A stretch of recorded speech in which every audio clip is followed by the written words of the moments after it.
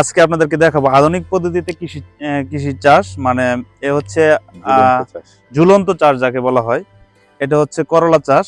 করলা চাষ করছে আমাদের রেজাউল ভাই। ওনার এতে আসছে আজকে। তো আমাদের রেজাউল ভাই এটা কিভাবে করছে এবং এটার কি রকম সে সম্পর্কিত রেজাউল ভাই আমাদেরকে বলবেন। তো ভাই এটা কিভাবে কি করলেন? এটা তো আমরা নতুন দেখতেছি আমাদের এলাকায়।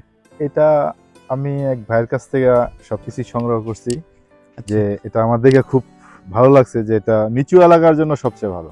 হ্যাঁ হ্যাঁ, যে সব মানে অঞ্চলে যে পানি থাকে, পানি হয়, তারা সেটা কৃষি কাজ ঝুলন্ত করতে পারে না। চাষ, হ্যাঁ, এটা বলে ঝুলন্ত চাষ। আচ্ছা অকিছু জমিগুলা যেগুলা প্রতি এমনিতে পড়ে কোনো রয়েছে ফসল হয় না, ওই ফসল। জমিগুলাতে যদি এভাবে ফ্রেমটা দেখাও। এভাবে যদি ফ্রেম করে যদি চাষাবাদ হয়, এটা আমি পরীক্ষামূলক চাষ করছি।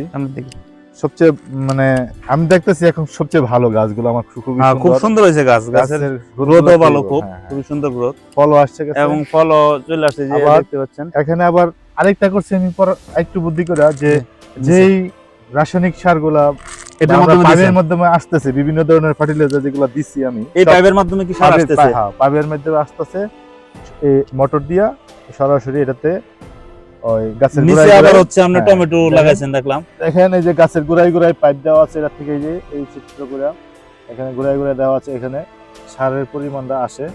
আর নিচে আবার যে আবার সারটা পড়ে যায়, সেটা আবার টমেটো গাছ হইতেছে। টমেটো, এই যে টমেটো, এটা আমি নিজস্ব ভাবে করছি আর কি, চিন্তা ধারণা থেকে।